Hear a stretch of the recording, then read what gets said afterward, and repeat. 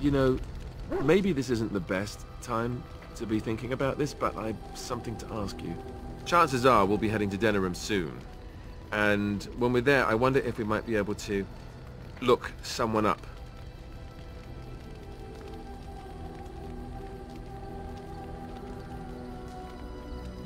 No, I know that. That's not what I'm talking about.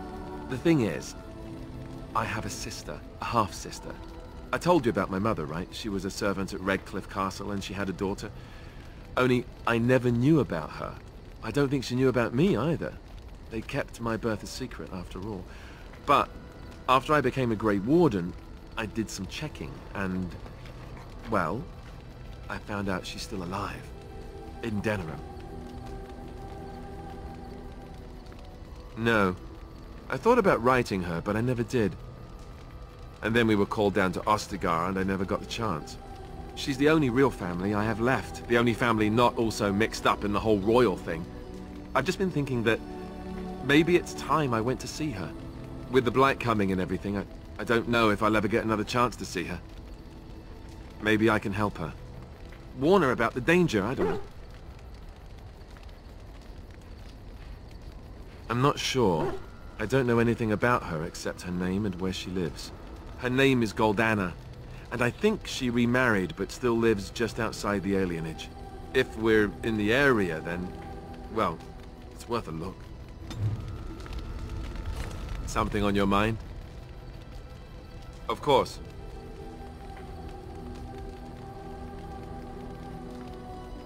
You never asked?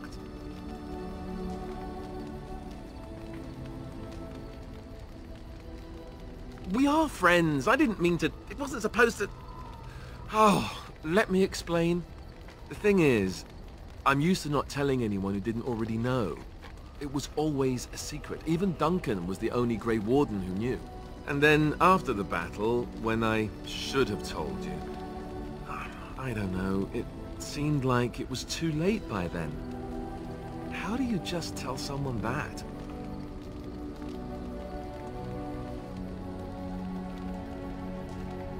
Yes, well, I suppose part of me kind of liked you not knowing.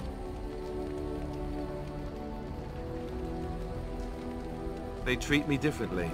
I become the bastard prince to them, instead of just Alistair. I know that must sound stupid to you, but I hate that it shaped my entire life. I never wanted it, and I certainly don't want to be king. The very idea of it terrifies me.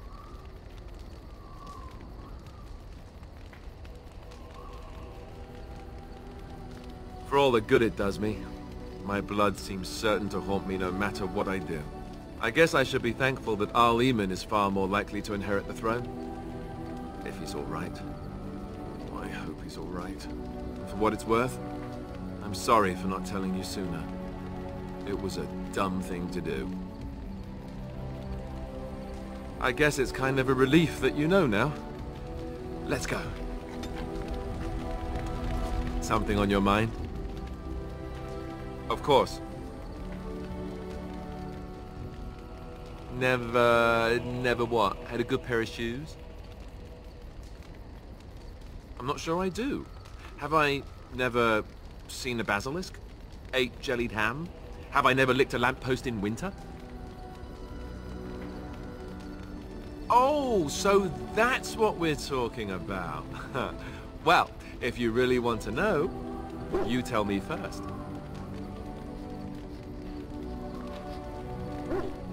I myself have also never done it. That. Not that I haven't thought about it, of course, but you know.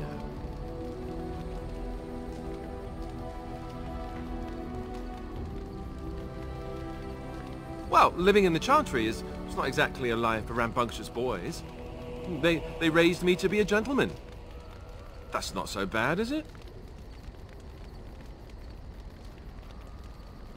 I've no urge to rush into anything. We may not even survive what is to come, after all. Enough. I don't want to talk about this anymore. Let's go. Something on your mind? Of course. You mean other than becoming a Grey Warden? You know, I asked Duncan this too, and all I got was, "You'll see."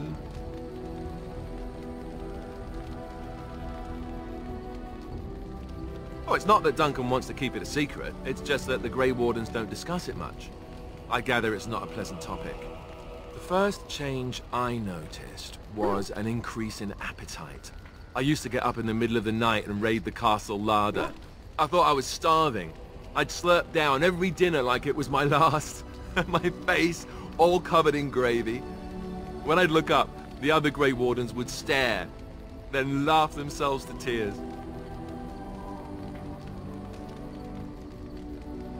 Really? I saw you eating dinner the other day. Savage.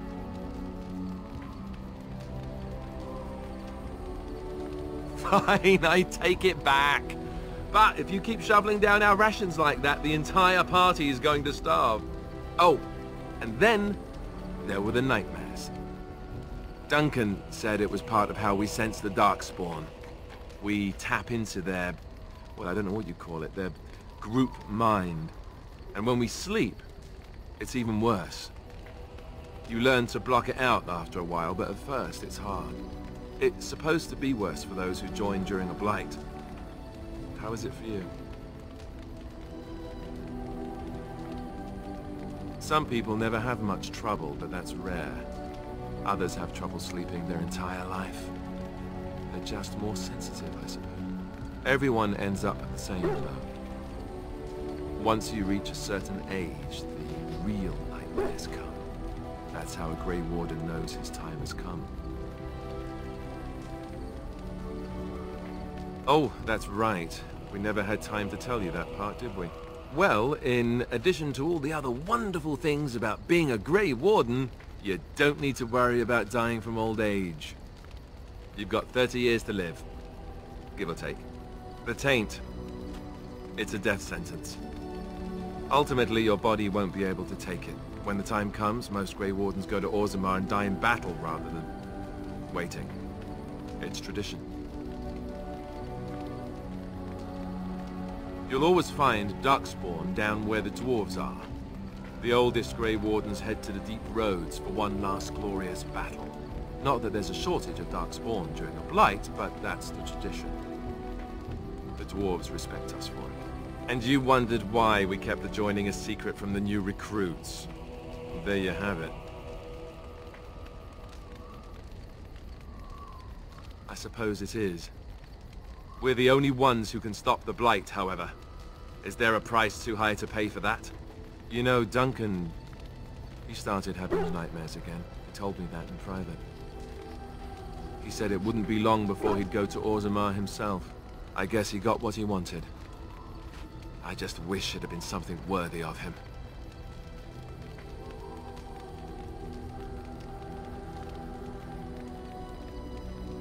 I know.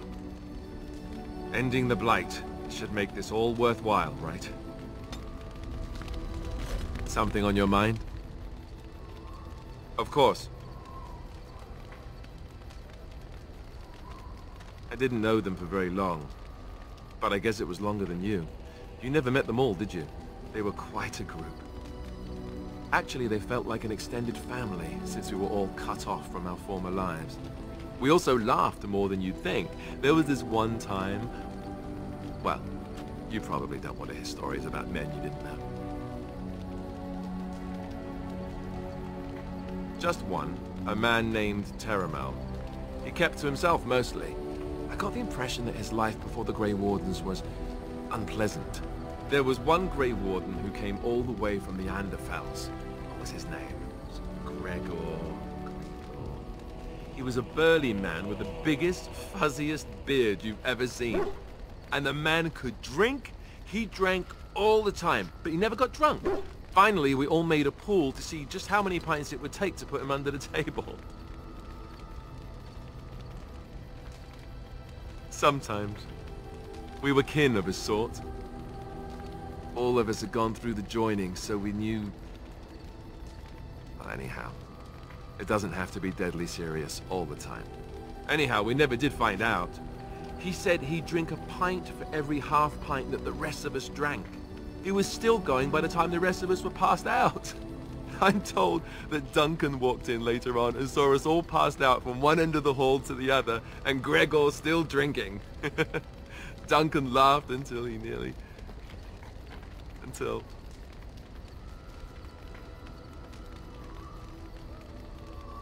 Yes, I suppose so. I thought I was done with this, but it just struck me that I have nothing to remember Duncan by. Nothing at all. There's no body, not even a token of his that I could take with me. That must sound really stupid to you. I just would have liked something of his to take with me, that's all. Well, there's no use in moaning about it, is there? He's gone. Let's just go. I'm wondering something. I'd like to know your thoughts about some of our traveling companions. Do you mind if I ask? Zevran, the elf. You can't trust him, can you? Do you believe his so-called vow?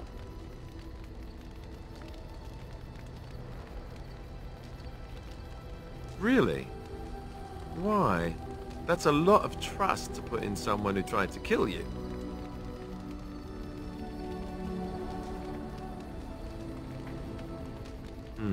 Well, if you are, then maybe I should too. But that doesn't mean I won't keep an eye on him. He's just too shifty.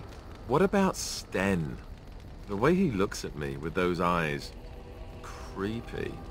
And he's so quiet for someone so big.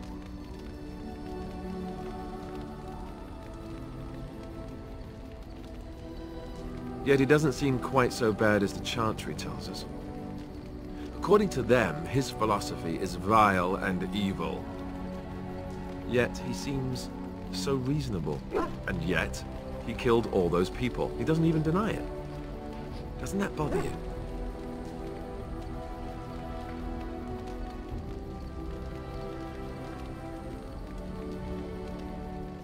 I don't know if I like the sound of that, but I guess I take your meaning. What about Liliana? Is she crazy? Or do you really believe in her vision?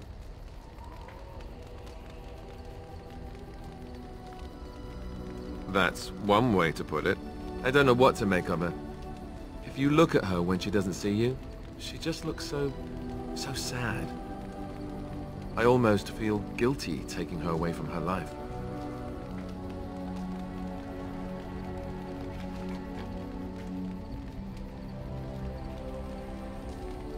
Good for you, maybe. Her? I'm not so sure about. Morrigan. Do you trust her? Think about it. Maybe Flemeth sent her with us for some other reason than she said.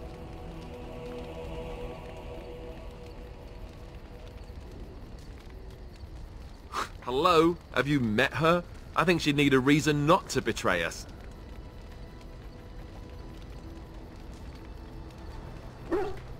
Well, there is that. Just tell me one thing. Is it true what the others say? Do you have a thing going with Morrigan? Tell me it's not true.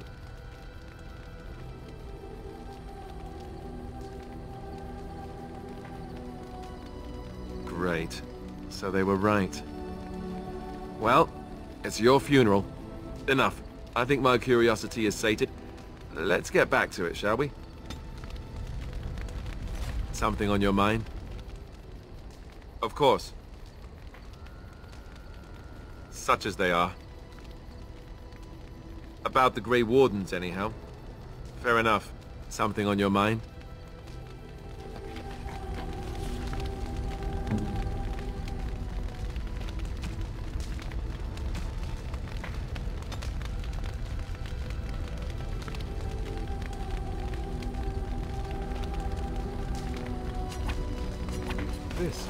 This is my mother's amulet.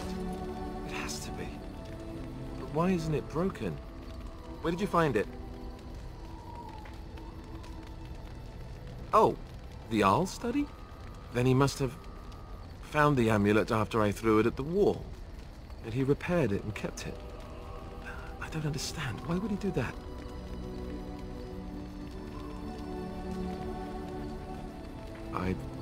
guess you could be right.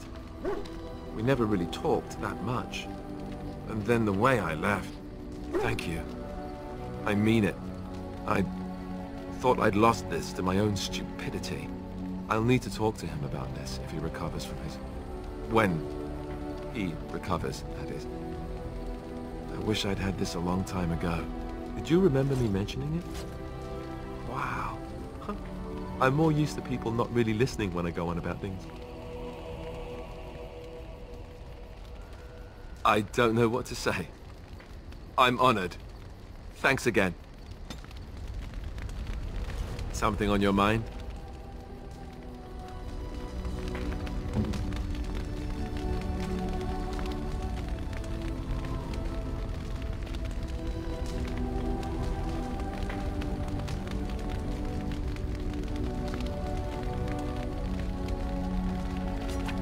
I could get used to this, you know.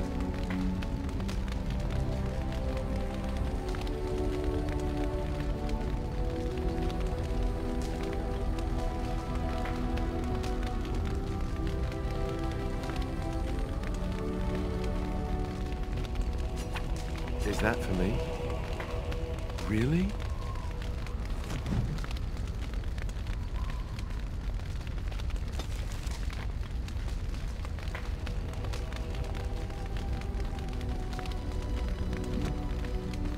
Something on your mind? Of course. Sure, I could. I could even teach you, I suppose. Anyone who's been trained as a warrior. I guess if I'm going to give up Chantry secrets, I may as well go all the way. Send whoever you want trained to me in camp, and I'll see what I can do.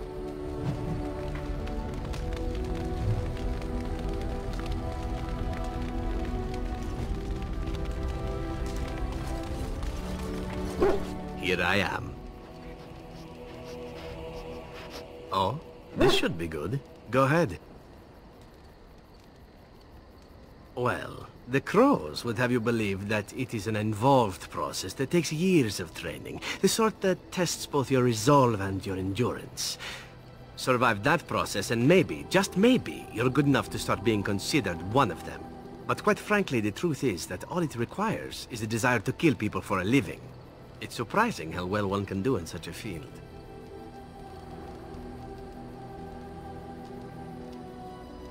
Within the crows, I did.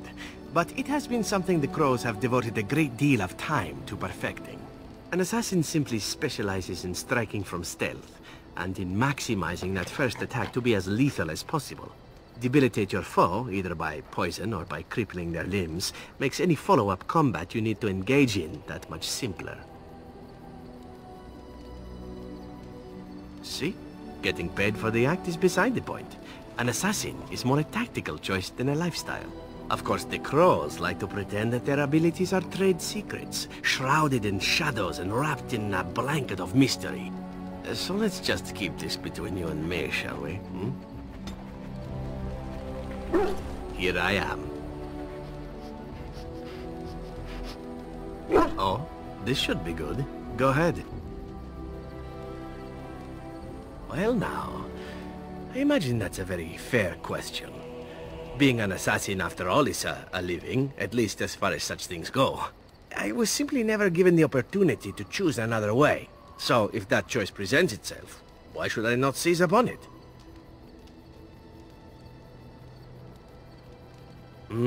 To be truthful, I didn't even know the crows existed when I joined them. I was but a boy of 7 when I was purchased. For 3 sovereigns, I'm told. Which is a good price, considering I was all ribs and bone and didn't know the pommel of a dagger from the pointy end. The crows buy all their assassins that way. Buy them young, raise them to know nothing else but murder. And if you do poorly in your training, you die.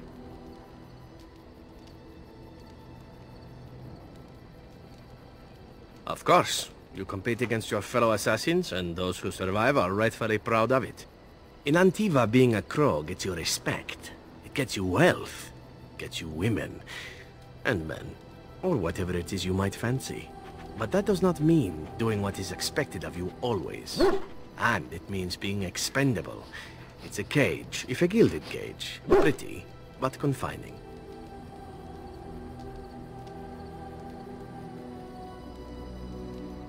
And become the next mark for some up-and-coming crow? Not likely.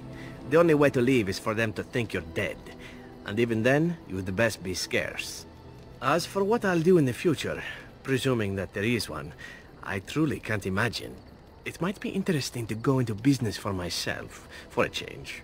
Far away from Antiva, of course. For now, naturally, I go where you go.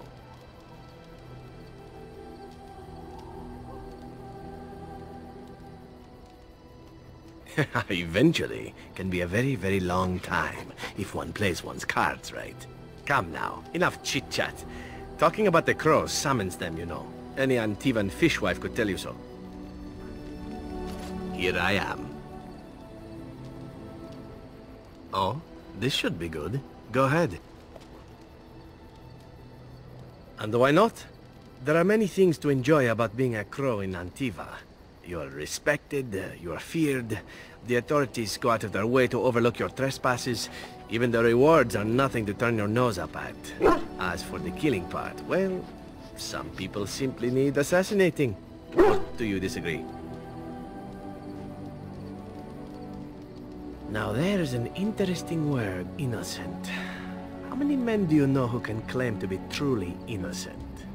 But if you're talking generalities, such as children and relatives and bystanders and such, never on purpose. But it happens.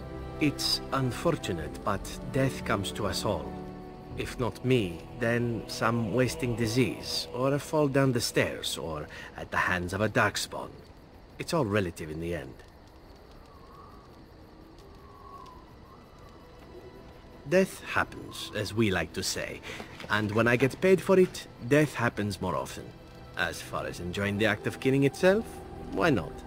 There is a certain artistry to the deed, the pleasure of sinking your blade into their flesh and knowing that their life is in your hands. It is not pleasure, per se, nothing sexual. It is more a sense of satisfaction, a feeling of power. Does that make sense? No matter.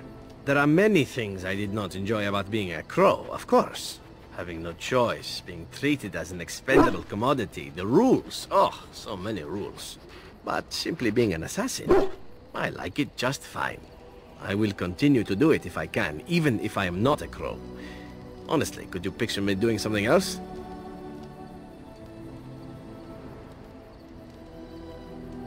Whereas I am content merely doing what I happen to be good at. It's a talent that not many come by, honestly. I don't see why I need not pursue it. Of course, all these thoughts are moot. Chances are still good that you and I will perish, eaten by darkspawn or slain by the crows at some point. Very gruesomely, I imagine. But it is pleasant enough to chat about. Come, let's move on while our boots still have some wear in them. Here I am. Oh? This should be good. Go ahead. Oh, you wish to know about Antiva, do you? The only way to truly appreciate it would be to go there. It is a warm place, not cold and harsh like this Ferelden. In Antiva it rains often, but the flowers are always in bloom. Or so the saying goes.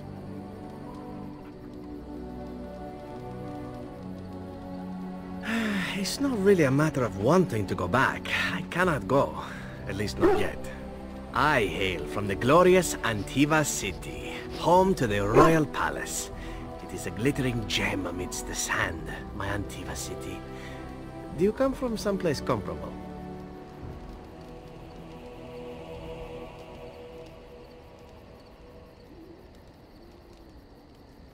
No? That is too bad.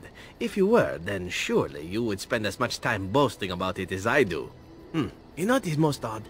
We speak of my homeland, and for all its wine and its dark-haired beauties and the lilo flutes of the minstrels, I miss the leather the most. I mean the smell. For years, I lived in a tiny apartment near Antiva City's leather-making district, in a building where the crows stored their youngest recruits, packed in like crates. I grew accustomed to the stench, even though the humans complained of it constantly. To this day, the smell of fresh leather is what reminds me most of home more than anything else.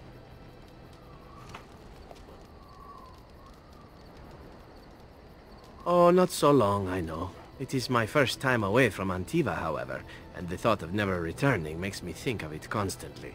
Before I left, I was tempted to spend what little coin I possessed on leather boots I spotted in the store window. Finest Antivan leather. Perfect craftsmanship. But I was a fool to leave them. I thought, Zevran, you can buy them when you return as a reward for a job well done. More the fool I, no?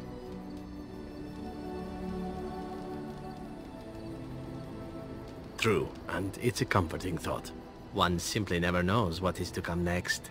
How could I have suspected I would end up defeated by a handsome Grey Warden? A man who then spares my life? I could not.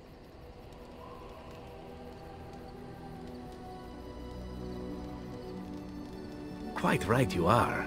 I see the Grey Wardens do not recruit fools. Now, if it is all the same to you, I would prefer not to speak more of Antiva. It makes me wistful and hungry for a proper meal. Here I am. Oh, this should be good. Go ahead.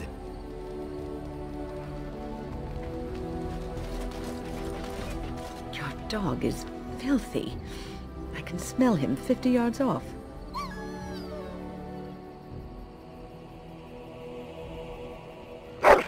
That may be so, but all the same, I would like your permission to bathe him.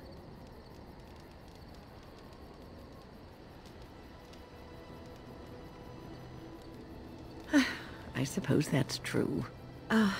Just make him sleep over on the other side of the camp, with Alistair. With any luck, that will keep all the stench confined to one small area.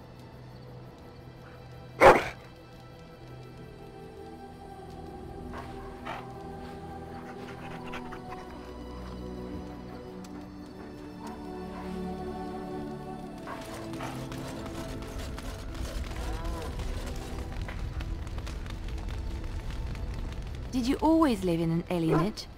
Was it very terrible? That is good to hear.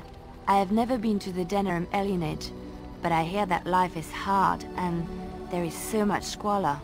In Orlais, most elven servants live in the homes of their masters, often in great wealth and luxury.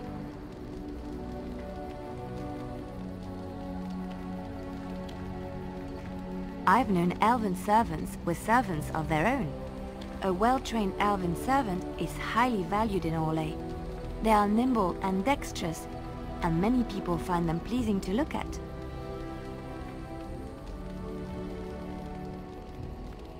No, I did not mean it that way.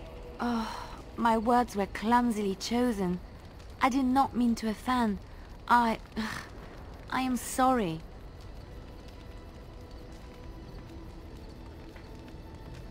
Thank you. You have given me a lot to think about. Something I can help with?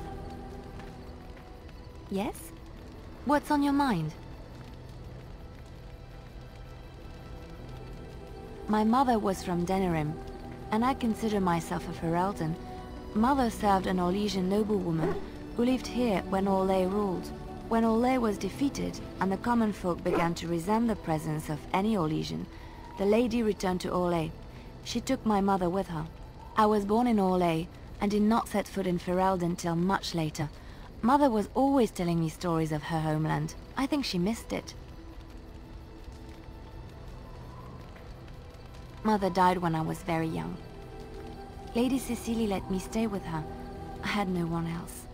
She was quite old then, and she had me study music and dance to entertain her. It is unfair that I have more memories of Cecily than my mother.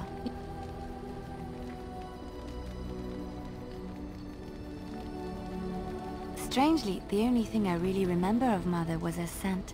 She kept dried flowers in her closet amongst her clothes. Small white Ferelden wildflowers with a sweet fragrance.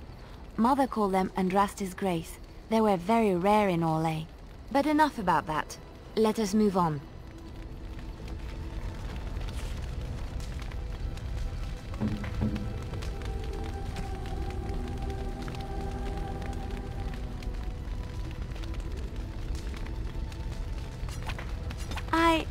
That's a wonderful thought. I don't know what to say. Oh, Oh, how dear of you. Thank you so much. Oh, how dear of you. Thank you so much.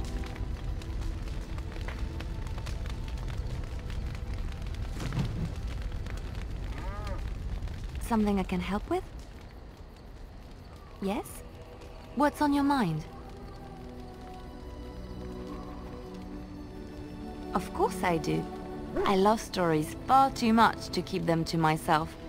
Everyone should be able to benefit from them, I think.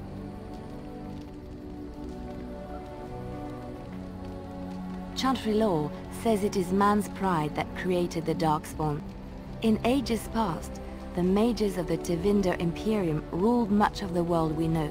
In their pride, they thought their magics invincible and imagined that they were greater than the Maker himself. So thinking, they invaded his golden city, planning to take it for themselves and depose their own creator. But they were impure and full of sin. And it is with the sin that they tainted the golden city, corrupting it forever. The Maker cursed them and cast them from his sight. Wherever they went, they spread the taint of their sin. Any land that was touched by the taint became blighted and would suffer no life. Instead, the Darkspawn arose to torment us and remind us of our hubris.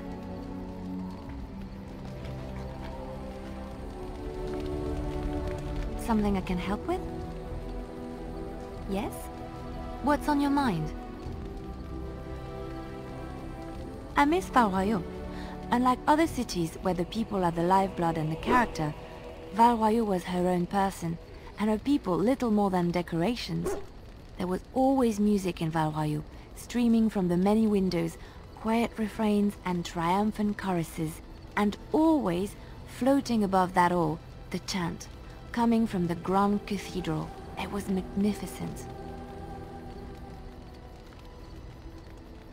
If you get the chance, you should see it, at least Val Royeaux. Of course there are good things and bad things about Orlais, like anywhere else. Sometimes I miss it dearly, and sometimes I'm glad I'm rid of it. And you will laugh at this, but I miss the fine things I had in Orlais. Dresses, fine dresses and furs, and shoes of course. One can't mingle with nobility with bad shoes, you see. Orlais is very fashionable, almost ridiculously so. But the shoes!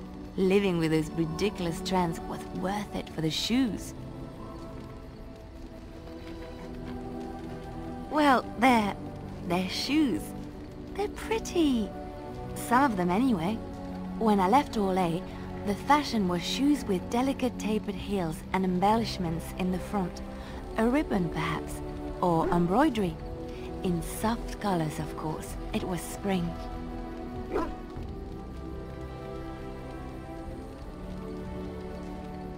I wouldn't want to run in it, or have to enter battle, but for lounging in a lady's sitting room?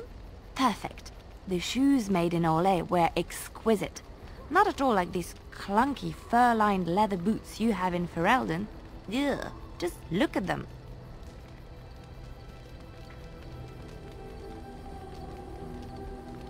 Thank you. It's kind of you to say so, even wearing these mud-covered horrors.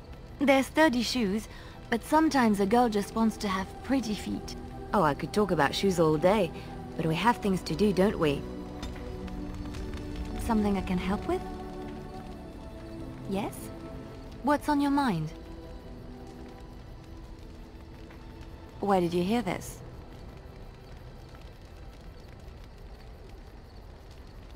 And did you not think that this could be historical fact and no longer true? Not all minstrels are spies. Most are just singers and storytellers, but some of them are what we call bards.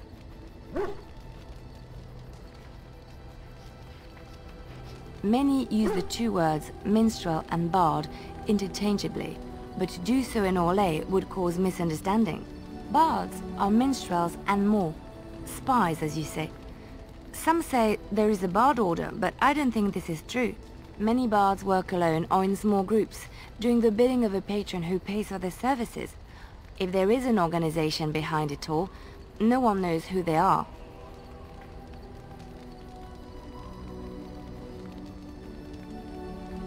Nobles mostly. In Orlais, there is much rivalry amongst the Highborn. They fight over land, influence, and the favor of the Empress. But they cannot do this openly because it is impolite, and in public, they wear smiling faces and pretend to be civil. In secret, they plot and scheme to destroy each other. It is a game completely meaningless to anyone but its players.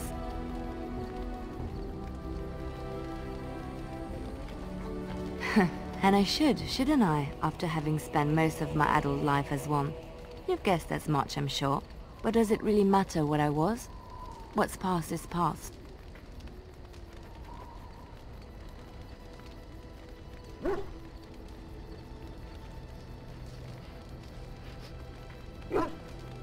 I found myself in Ferelden, and sheltered from bad weather in the Chantry. And when the storm passed, I just did not want to leave. I like to see the Maker brought me here. Something I can help with? I don't think you have the correct aptitude. I could give you some pointers, though. You may be able to pass them on to someone you know. Let's just go over there, away from the others. For safety, yes? I expect there shall be daggers flying about willy-nilly for a time. Something I can help with? Yes? What's on your mind?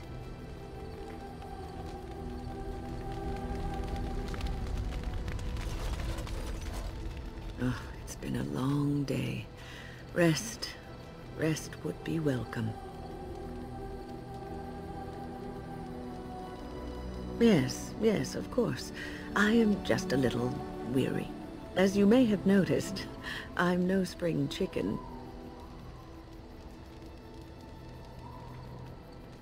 Thank you. You're very kind to say so. But in all honesty, I do not know how many years I have left in me. I have lived for such a long time, but there is always something else to do. And I have to keep going in order to do it. I think I will be glad when I am done. Oh, no. I'm not the sort of person that leaves things unfinished. I'll see this through, I promise.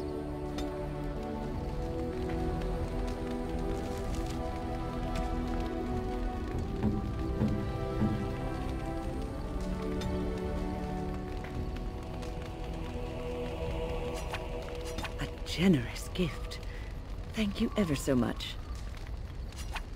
A generous gift. Thank you ever so much. Have you encountered many abominations, apart from the ones in the Circle Tower? Ah, yes, Connor, of course. The first time I saw an abomination, my blood turned to ice. It was months before the nightmares stopped. It was the knowledge that I could easily become one of them that frightened me the most.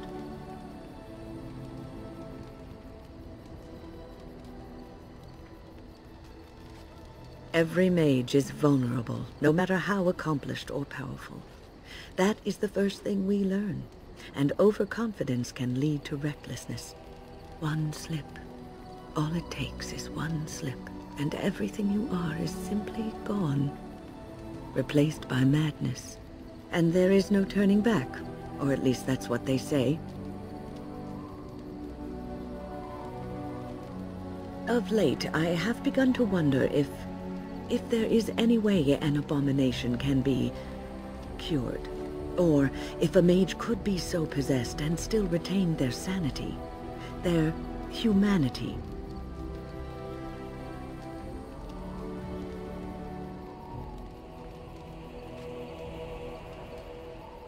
Yes, it is madness and cruelty that define abominations. If those are lacking, if the mage remembers the person they truly are, then they are not an abomination. I never saw that. Thank you for showing me another way of looking at it. So, tell me, how did you become a Grey Warden?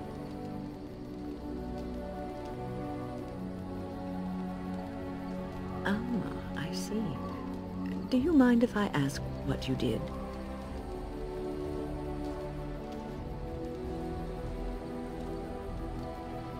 Oh, I'm sorry. I should not have brought it up. It must be an unhappy memory.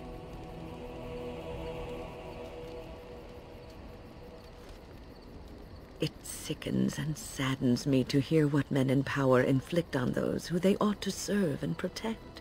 I've heard stories that some Templars who hunt Maleficarum do not end the hunt with a clean death, that they subject the victim to countless abuses and indignities before they finish it. But this is just a rumor. Regardless of what happened in your past, I am glad you found a place with the Wardens, as I'm sure you are too.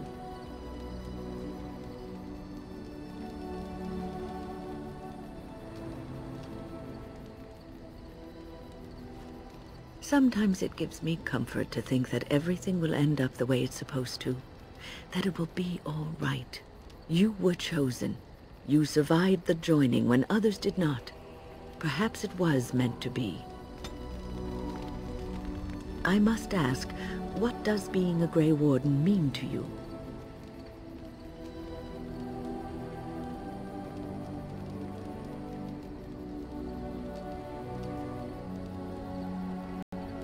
There's that, of course. But there's more to being a Grey Warden than killing Darkspawn and saving the world from the Blight. Ultimately, being a Grey Warden is about serving others, about serving all people, whether elves or dwarves or men.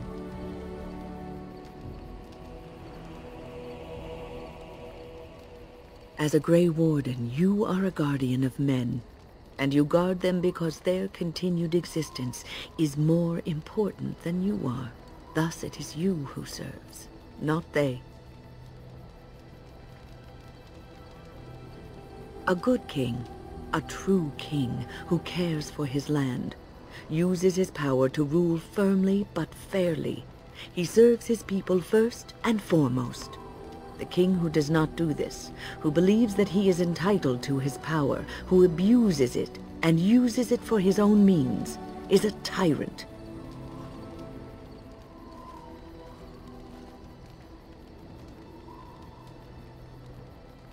If you live apart from others, and your actions affect only you, then you may do as you wish. But if you have power, influence, and strength, your every action will be as a drop of water in a clear, still pond. The drop causes ripples, and ripples spread. Think of how far they will go, how wide they will become, how will they affect the pond. But I've lectured enough for today. I should stop before I wear out my welcome.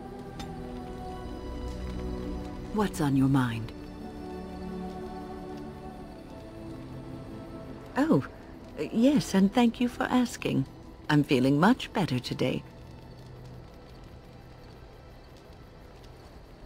Well, thank you for your kindness, my dear. It certainly warms these rickety old bones. What's on your mind? Is something troubling you?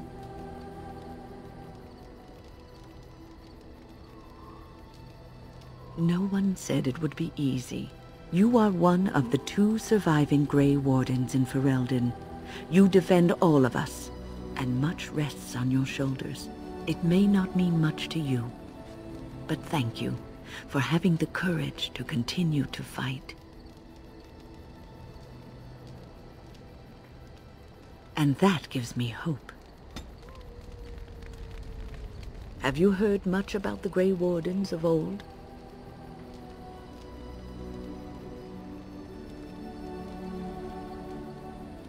Griffins.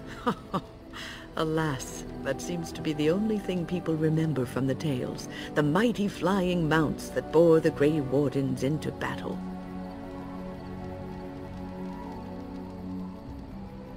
Unfortunately, they've all passed back into the Maker's hand. So that wish will have to go unfulfilled. It was said that watching the Wardens ride in on their white griffins was enough to rouse a weary heart and put the dance back in the step of an old man. The Grey Wardens were powerful, feared and respected. but they also inspired the common people. I remember a tale that was told to me many years ago. The Blight had ravaged the land for months, and the armies of the great kings had amassed for one last stand. As the sun burst through the clouds that boiled and churned in the dark sky above, it illuminated a vast, seething horde of darkspawn, with the archdemon at its head. And it was then, when courage seemed to fail, and all lost to death and despair, that the Grey Wardens came. They arrived with the beating of wings like mighty war drums, and stood before the armies of men. The Grey Wardens, grim and fearless, marched forth, ever between the men and the encroaching darkspawn. They formed a shield of their own bodies and held that line until the archdemon was dead, and the last darkspawn lay trampled in the dirt. And then, demanding neither reward nor recognition for their sacrifice, the Grey Wardens departed. When the clouds finally rolled back, and the sun shone full upon the blighted ground, the great kings knew that they had lost no men, and none of their blood had been spilled.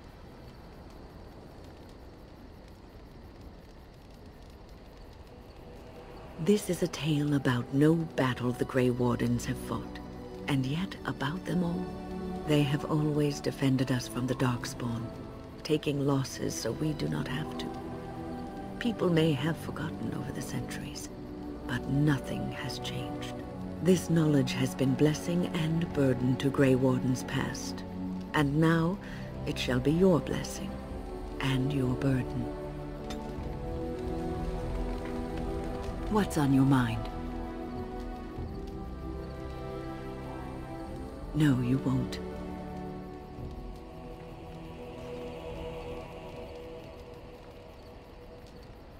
No, it wouldn't, would it? Being a Grey Warden is in your blood now.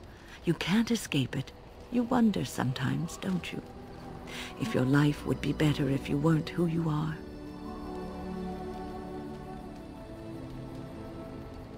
When I was a young woman in the tower, I came to the realization that the circle would be my life, and I would know no other. Family, love, a simple life. These were things that others took for granted, that I would never have.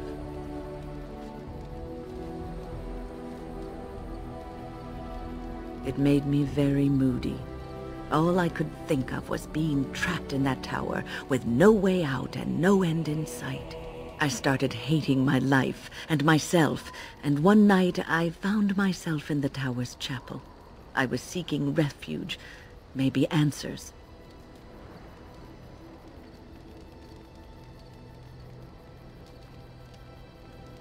I must have looked tearful or made some noise, because the revered mother came out and decided to speak to me. And because I had no one else to talk to, I talked to her. I must have said many silly things, but she told me that the Maker puts us all on our paths for a reason, and fighting our intended course is what causes so much anguish.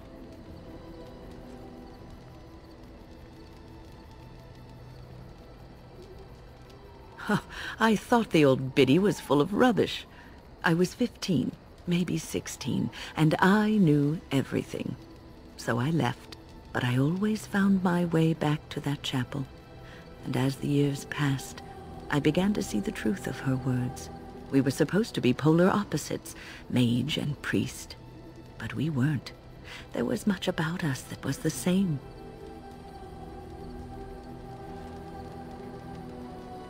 The revered mother had lived in the chantry all her life, as I had been in the tower for all of mine. She taught me that you can find your family in the people around you, that you can love your work and find fulfillment in duty, and there is joy even in self-sacrifice. If you put others before yourself, then their well-being is yours, and their happiness is your happiness.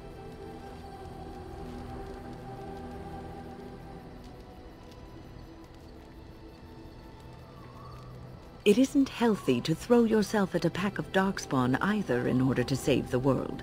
So I'd say you're in no position to judge. You can scream and cry and be angry about life as a Grey Warden. Or you can accept it and allow yourself to see the good in it. This is your choice. What's on your mind? I will answer to the best of my ability. The Circle is in good hands. Irving knows what to do, and he doesn't need me underfoot. For now, I will support those that battle the Darkspawn. I do feel I left things unfinished in Ostagar. There is so much left to do, and I would be part of it. The Grey Wardens, all 2 of you, need all the help you can get. I will see this through to the bitter end, and after that, if I am still left standing, then I will return to the Circle. No, of course I don't. I'm old and unsure of what I'm doing. Actually, I'd rather be in a warm chair in the sun, being served pudding, or some other easily digestible food.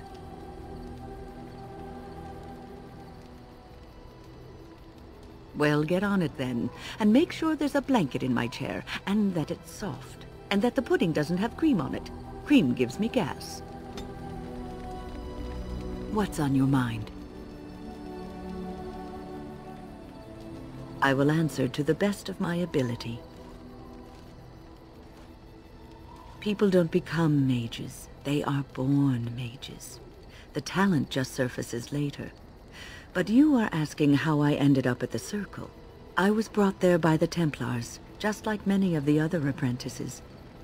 I don't remember very much. I was very young then. I set a boy on fire.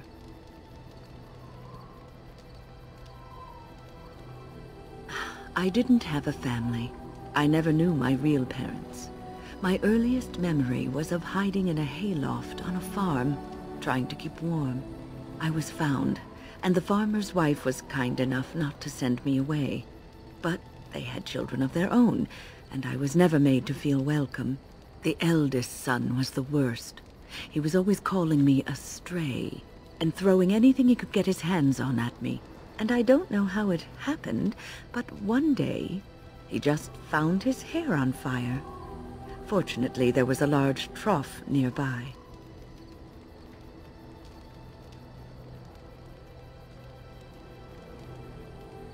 And you would have seen yourself trussed up like a festival turkey and paraded about the square for it. Village folk have little love for witches like us. Thankfully, all I had to endure was a few nights locked in a cold barn with a bowl of water and a crust of bread. The Templars arrived several mornings later.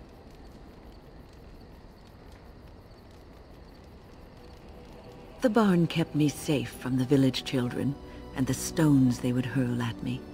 I was afraid, yes, but it could have been much worse. I'll never forget the moment the Templars led me into the entrance hall of the tower.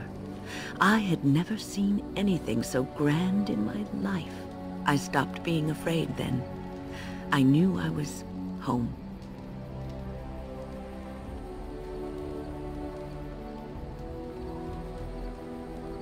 Well, that's about all there is to my tale.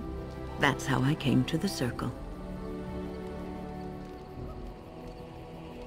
I would be lying if I said it was easy. First, there were rules, and we were constantly watched to make sure we behaved appropriately. Then there was the study of magic. We had to cast the spells just so, control the effects completely. A single word spoken incorrectly, a gesture out of sync, and lack of focus. And we needed to have perfect focus, or we would be in danger. From Fade spirits. If we were careless, they would enter our minds, and we would become abominations. Without the Circle and my mentors, I would not have been where I am today. And there was joy in life at the Circle. The joys of fellowship, in knowing that you were not alone in your struggles. Perhaps it was like your life in the alienage. The people outside may have shunned you, but you didn't care because you were surrounded by your kind, your family. We are not so different, you and I. What's on your mind? I will answer to the best of my ability.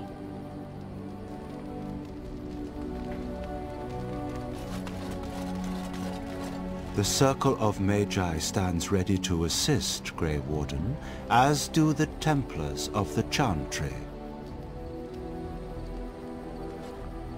There are always areas to improve on, Grey Warden. The most useful for my talents are runes.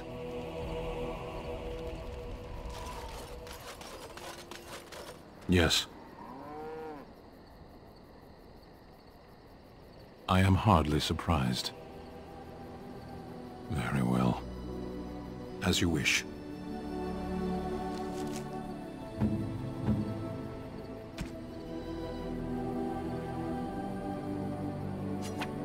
I am impressed. My thanks.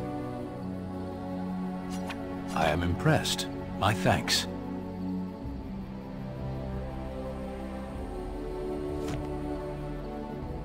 Yes.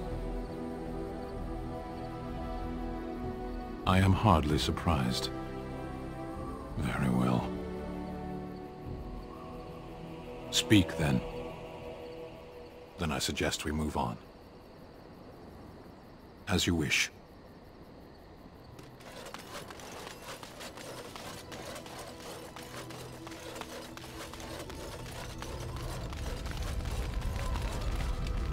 Yes? If you must. Possibly, if I had the desire to. I do not.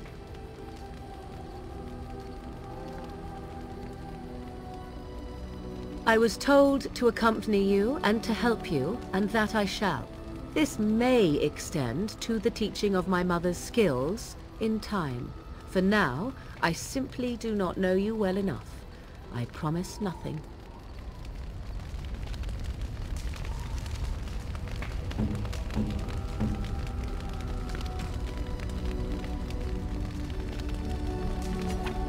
I am grateful. 'Tis thoughtful indeed. I am grateful. 'Tis thoughtful indeed. A fine gift. You have my thanks.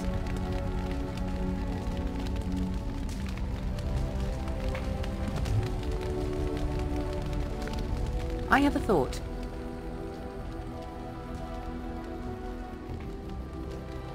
We have an opportunity that I believe we should take advantage of.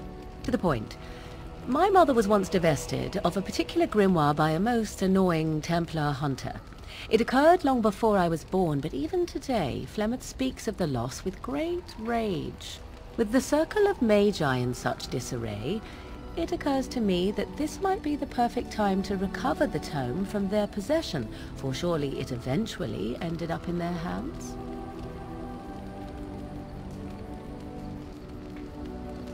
'Tis a book of spells, of the sort that Flemeth has dabbled with throughout her long life. 'Tis not the sort of thing that would benefit a mage of the standard variety. They were taught a different path. I, however, was taught by my mother. I know a way around the wards my mother would have placed on such a tome. I know the language that she would have written it in. I would find such a tome most useful. Useful in the way that it might increase my power. Useful in the way that I would become more useful to you. Does that not follow? Dangerous? All knowledge is potentially dangerous. If you have some fear of me such that I should not be allowed such knowledge, then by all means deprive me of it. I have no ulterior motive for seeking it, however.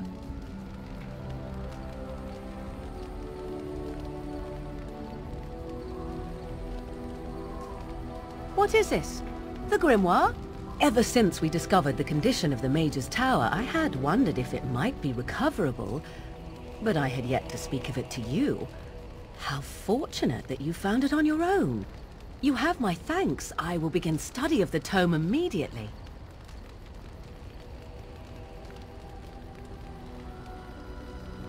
secrets. My mother has many of them, and this tome represents the one time that they were able to get away from her. I do not intend to squander this opportunity to learn more than Flemeth wished me to know. This should be interesting.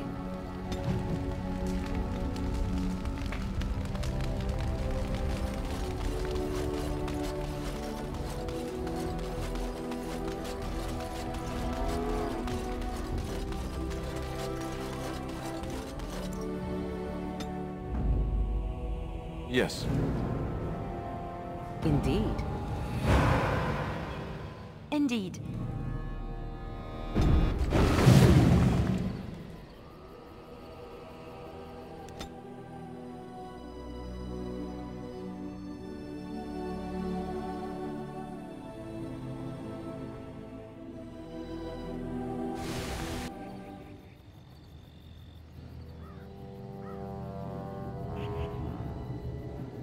Sire, I have more news. Oh, yes. Well, it seems that the fighting has gone exactly as you... I would like to know what you intend to accomplish, Father. Should we not be fighting the Darkspawn instead of each other? The nobility should be brought into line and then the Darkspawn defeated. This is no true blight, Honora. Only Kaelin's vanity demanded it be so. Beg pardon, sire. But blight or no, we may not have the manpower to face the Darkspawn soon. Kaelin approached your legions for support, did he not? Never! Marek and I drove those bastards out! Not roll out the welcome for them now! We need help, Father. We cannot deal with this crisis alone. Ferelden will stand on its own! I will lead it through this, Honora. You must have faith in me. Did you kill Kaelin? Kaelin's death was his own doing.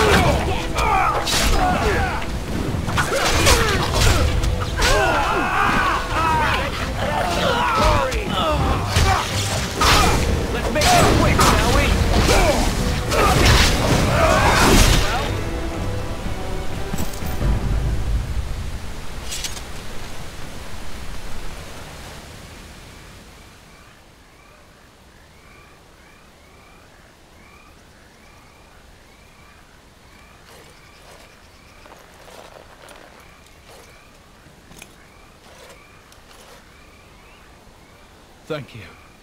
I didn't expect the band's men to notice my escape so quickly.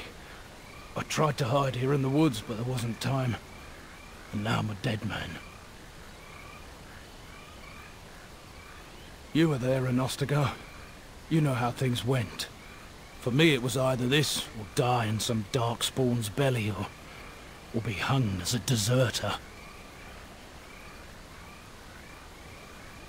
You were there with the Grey Wardens, one of Duncan's new recruits. I was to guard the king. He was my friend, understand? Maker. All that time in Ban Loren's prison. And I couldn't stop thinking about all they suffered that one dark night at Ostagar.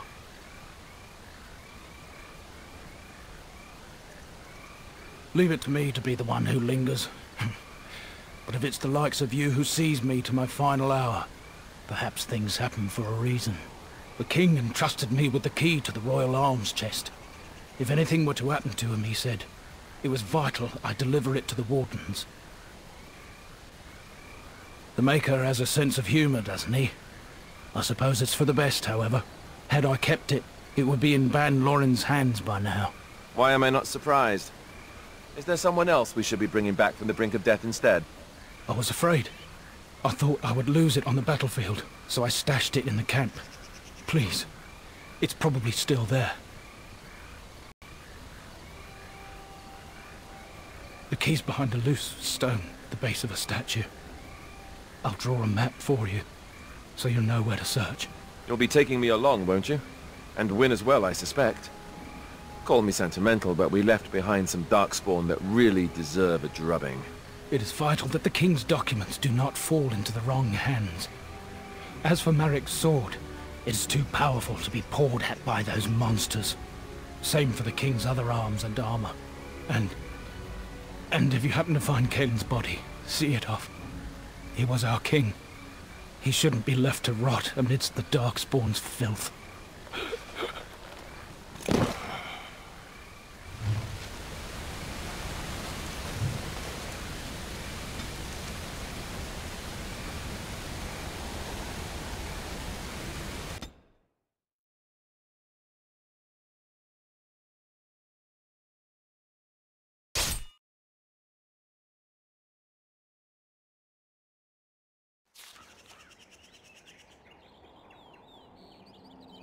How did a child survive that? The crater is still smoking. It's a boy. 5 fingers, 5 toes.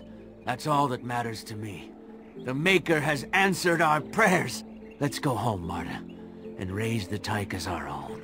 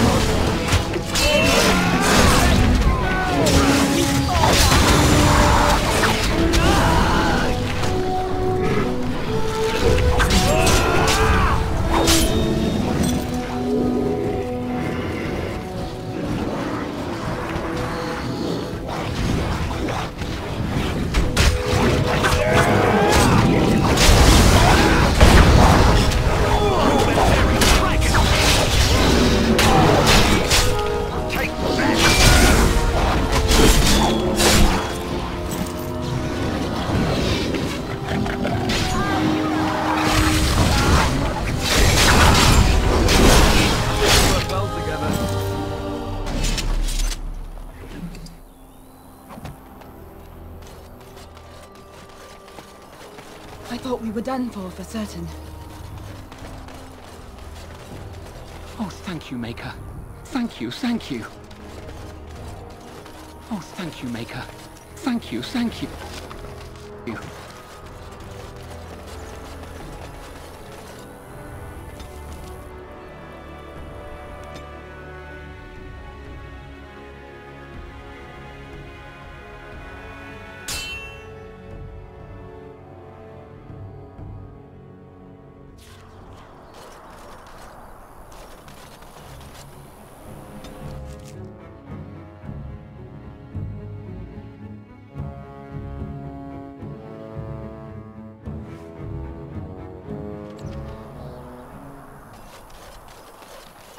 As you wish.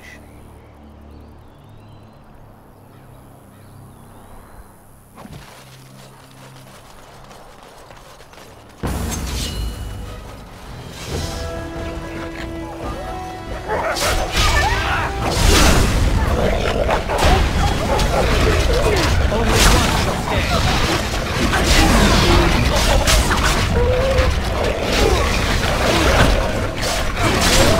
one shall stay.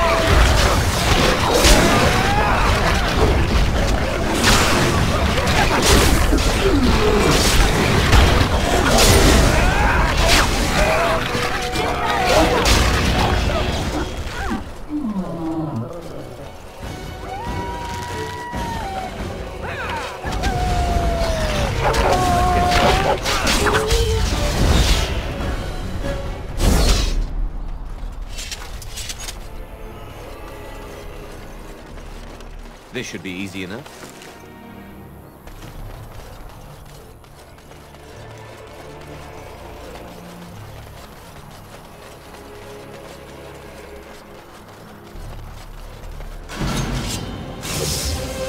As you like.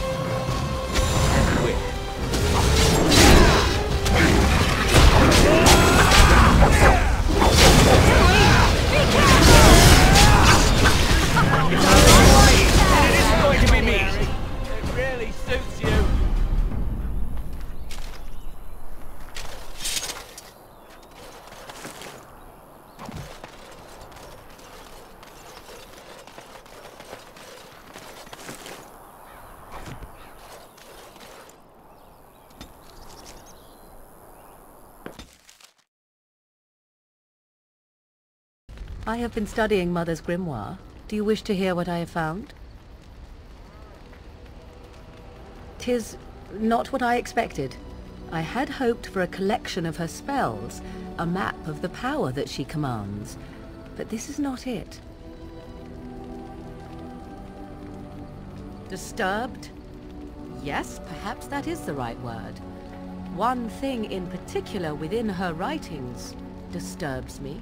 Here, in great detail, Flemeth explains the means by which she has survived for centuries. Oh, if only 'twere so. Flemeth has raised many daughters over her long lifetime. There are stories of these many witches of the wilds throughout chastened legend, yet I have never seen a one, and always wondered why not. And now I know. They are all Flemeth. When her body becomes old and wizened, she raises a daughter, and when the time is right, she takes her daughter's body for her own.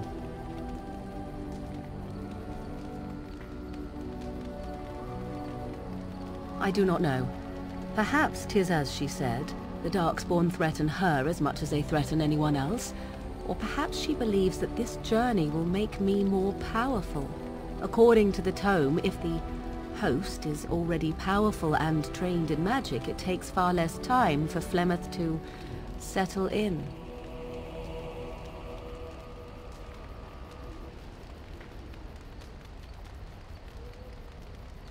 There is only one possible response to this.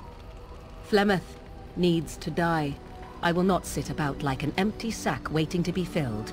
Flemeth must be slain, and I need your help to do it.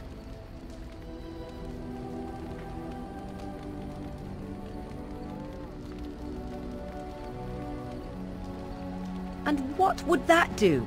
At best, I would receive pointless reassurances. At worst, Flemeth would imprison me once she became aware I know what I do. I know my mother well enough to be confident she would show no mercy when it came to her own survival. I must do the same.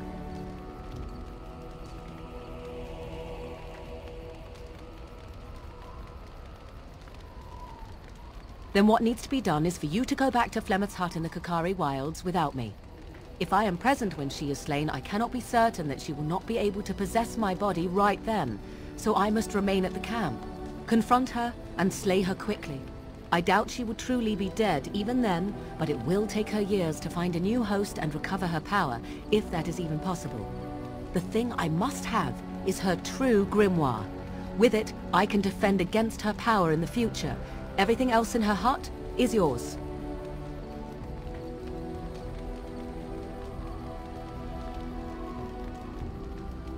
I am grateful. The sooner this can be done, the sooner it will set my mind at ease.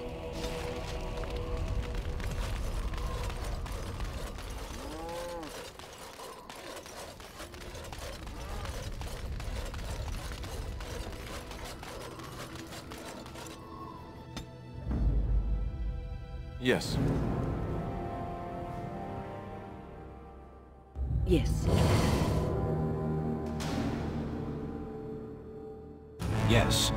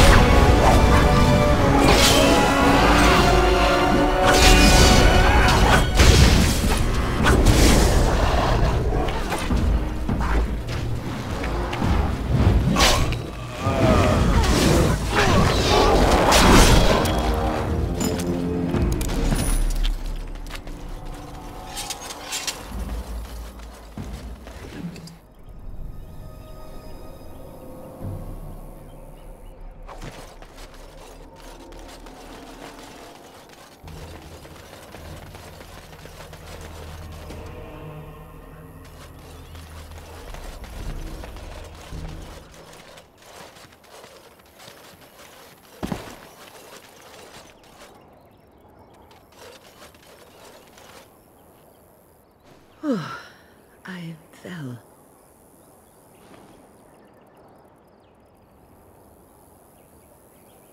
For a moment there, I thought it was all over.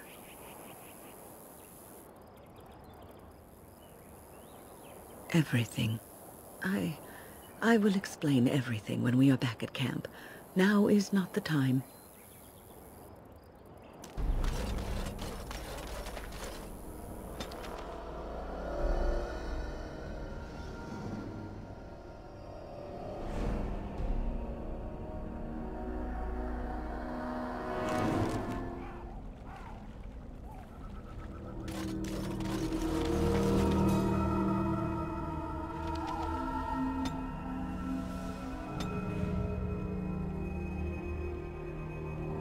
Alistair here.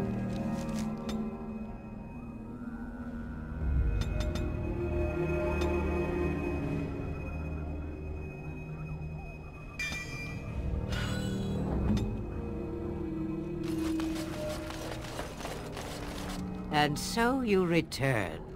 Lovely Morrigan has at last found someone willing to dance to her tune. Such enchanting music she plays, wouldn't you say?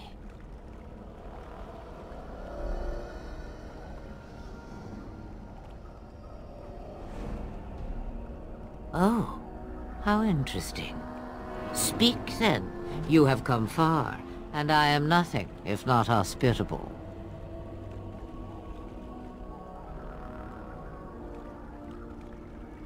Oh, there are many, many reasons to kill Flemeth. More than you know. But if I am to guess, I would say Morrigan has discovered something. Something shocking that requires her defense. Yes? Ah, but it is an old, old story. One that Flemeth has heard before, and even told. Let us skip right to the ending, shall we? Do you slay the old wretch as Morrigan bids, or does the tale take a different turn?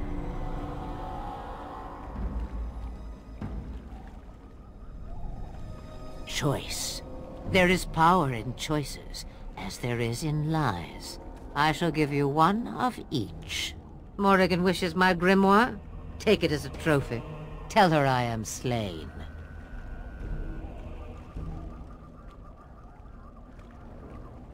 We believe what we want to believe. It's all we ever do.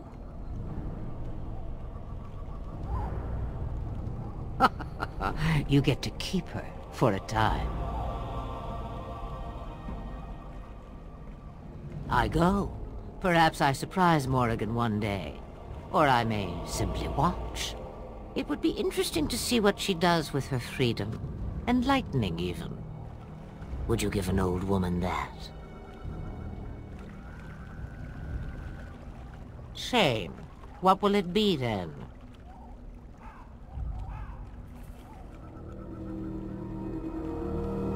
It is a dance poor Flemeth knows well. Let us see if she remembers the steps. Come, she will earn what she takes. I'd have it no other way.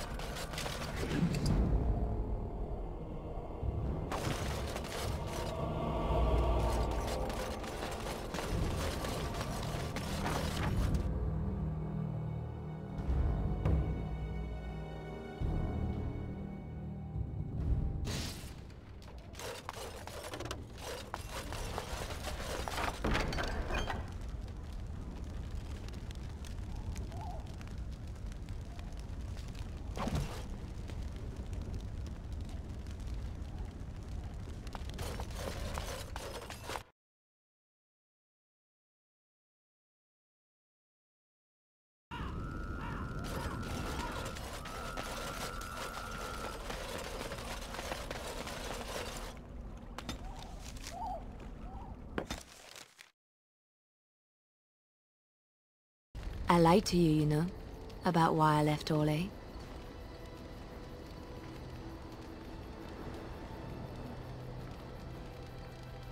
I didn't feel like talking about it then, what happened to me.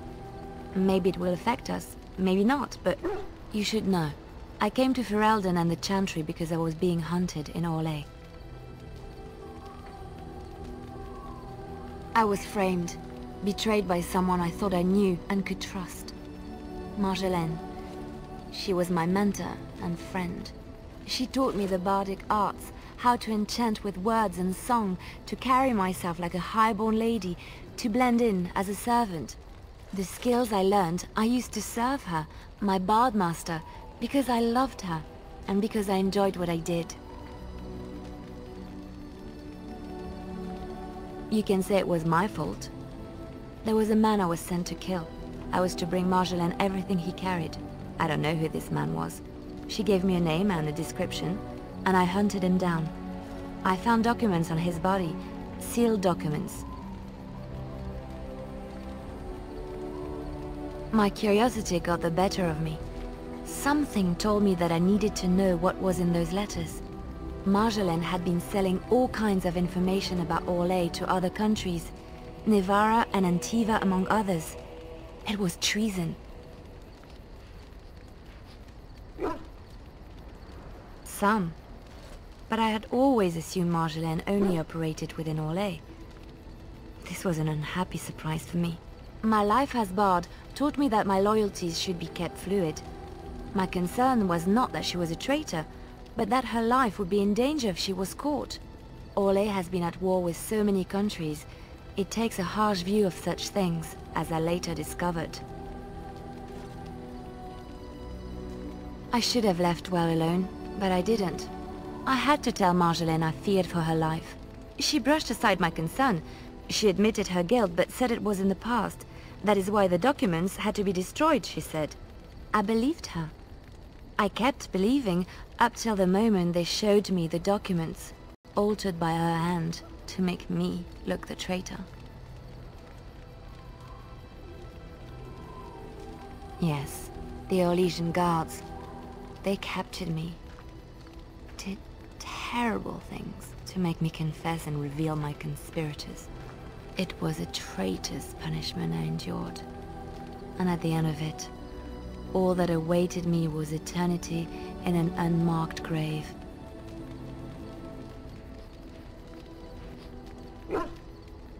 The skills Marjolaine taught me were good for something at least. I broke free when I saw the opportunity. I did not seek Marjolaine out. If she thought I was coming for her, she would have me caught again. I was tempted to confront her. I was furious, betrayed. But what could I do against her? And so I fled to Ferelden, to the Chantry and the Maker. Ferelden protected my person, and the Maker saved my soul. And that is the reason I am here. The real reason. No more lies between us, at least in this.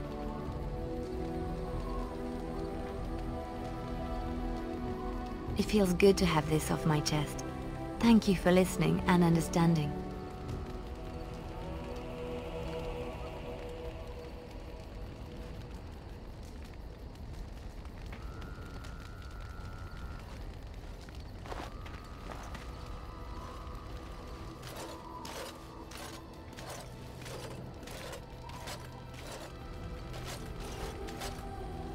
You have returned from the wilds, alive. What news have you? Dead. You actually managed it? I barely dared to hope 'twas even possible. And the real grimoire, did you find it? And so here it is. Fantastic. And thank you for helping me. No one has ever... Thank you.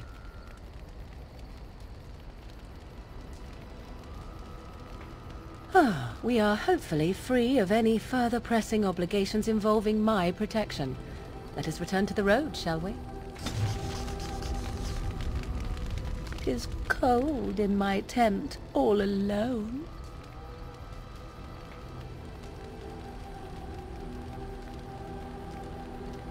So you shall come to my tent?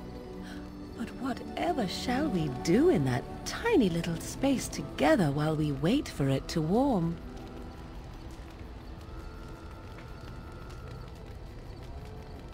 Good. Then let us waste no more time with foolish talk.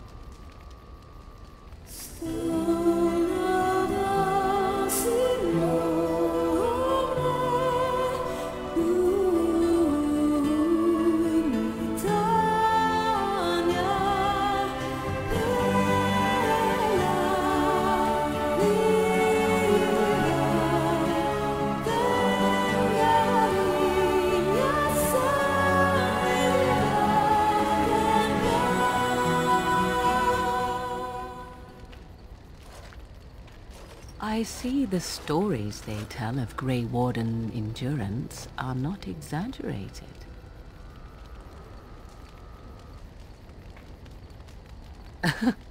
Indeed there are.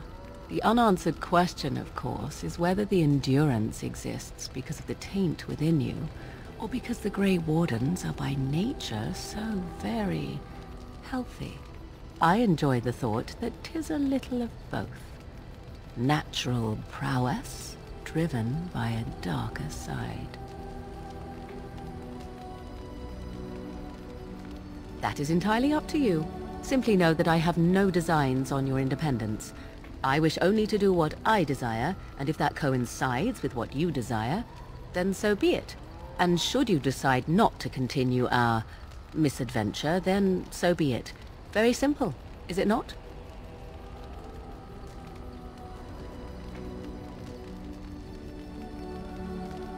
Oh, now you ruin the mood by speaking profanities.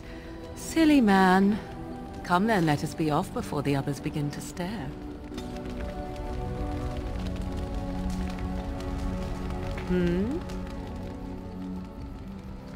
So, full of questions, are you? Now I have enough time to study Mother's grimoire to find a way to prevent her from stealing my body in the future. For she will be back. One day, I have no doubt of that. And if I cannot protect myself, one day I will track her down again in whatever body she inhabits, and she will die again, and again if need be. But there is no need to think of such things now. I have you to thank for saving me, so let us return to the task of dealing with the Darkspawn, no?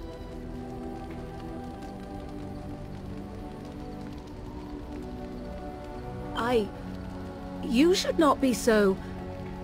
You have no idea what will happen in days to come to make such promises. Let us go.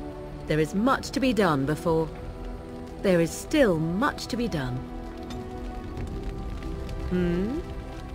So, full of questions, are you?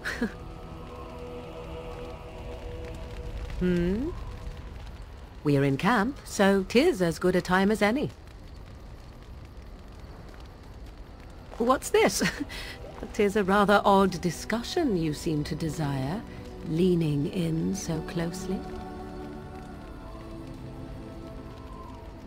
Oh, it's humor you desire. I didn't realize comedy had anything to do with this. How true. Let us do it right, then.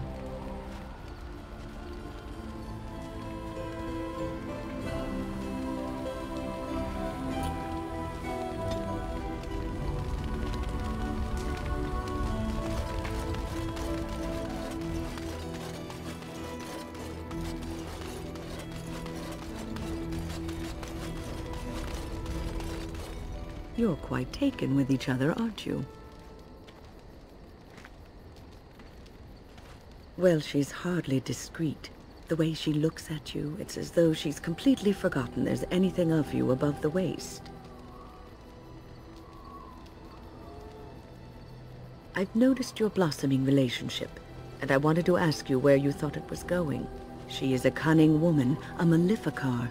She will use you for her own ends.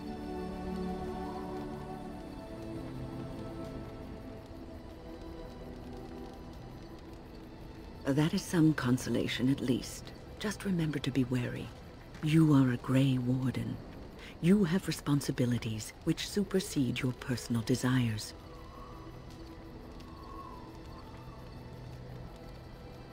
Love is ultimately selfish. It demands that one be devoted to a single person who may fully occupy one's mind and heart to the exclusion of all else. A Grey Warden cannot afford to be selfish. You may be forced to make a choice between saving your love and saving everyone else. And then what would you do?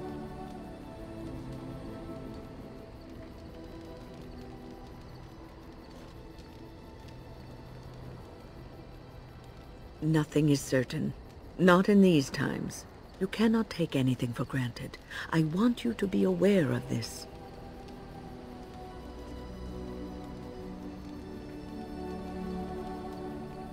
If you insist, I have given my advice. Do with it what you will. What's on your mind? I will answer to the best of my ability.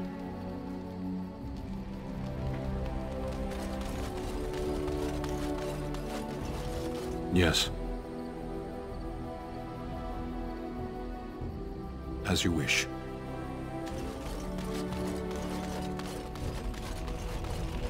Something I can help with? Yes? What's on your mind?